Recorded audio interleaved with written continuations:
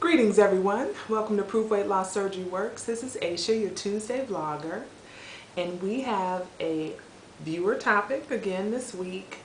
Big important topic, morning food.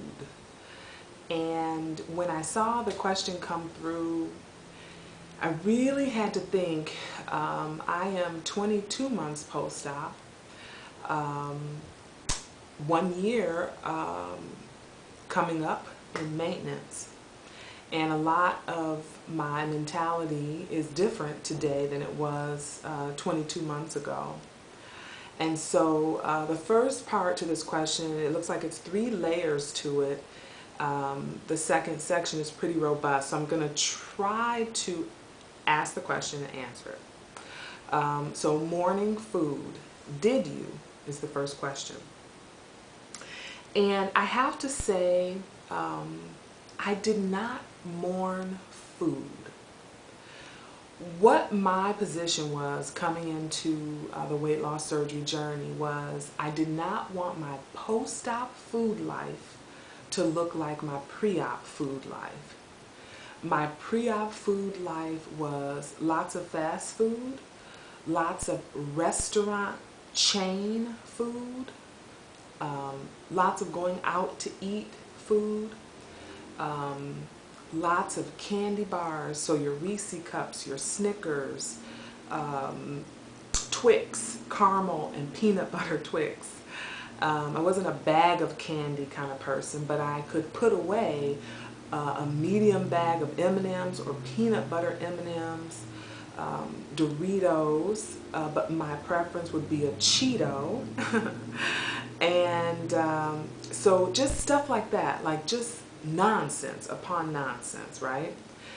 So I did not mourn food post-op. But what I did mourn, if you will, and I really probably can't call it mourning, 6 weeks post-op, so we're talking the end of December 2010, I had this big revelation. I've talked about it in other videos where I was sitting, it was a Friday night, I was, I think I was riding with my parents to Trader Joe's or something like that, which would have normally been going out to eat time.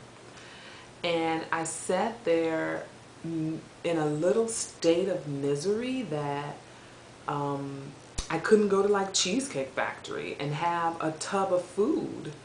And that was the revelation that, oh my goodness, I'm not on a diet. This thing is for life. I can't even get, you know, the size of food that Cheesecake Factory would serve me down inside of me. And this isn't Weight Watchers where I have 30 extra points and I can go have a Suzy Q or whatever the case may be. And it was like this moment of like, are you kidding? Like, I'm not on a diet. So this is like game on. So to answer that question on morning food, I think that's where I have to kind of categorize what my experience was.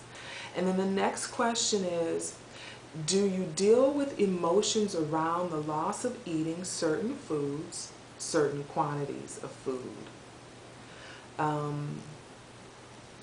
Again, I didn't want my post-op food life to look like my pre-op food life. So the emotions around the loss of eating certain foods wasn't there in the losing phase. What is still more so than anything is quantity. So those moments where I want to eat everything that's served to me, or a bigger portion than I know my R&Y pouch can handle, that moment of frustration of, oh man, I'm full. And I've taught myself to say there is the beauty and the beast. The beauty is it's time to stop. The beast is, dang, I want all that food, because the eyes are still bigger than the stomach. I still have that mentality of eat till I'm stuffed. And so I have to constantly work on put it down, put the fork down, put the fork down. You're going to burst your staples and all of these conversations with myself. And so the quantity thing rises its head, but I surrender to it because I want my pouch long term to, you know, give me some type of restriction. And so the certain foods, I would say I'm a sweetaholic. And when I put myself in places such as restaurants, and I see the dessert menu and I see people with dessert, it sort of rises like, I sort of get fired up inside and have those old emotions of, I want that strawberry shortcake or I want that hot fudge shortcake. But I know my body reacts to sugar in not a good way. And so again, I've had to teach myself to surrender to the facts. The facts are my body cannot process sugar the way it did 22 months ago. And I surrender to that, and I respect it. I appreciate it. I don't always win in terms of not taking one more bite of something that I do allow myself to eat that might be sweet. And so I deal with that. But the emotions around eating, for me to tie up the end of this question number 2, really tie into restaurant eating. I was a big restaurant eater. And in the losing phase, and I've talked about this in videos as well on Ghrelinbgone, my YouTube channel, really encouraging newbies and preebies and people right out of surgery, do your best to stay out of restaurants. They mean you no good.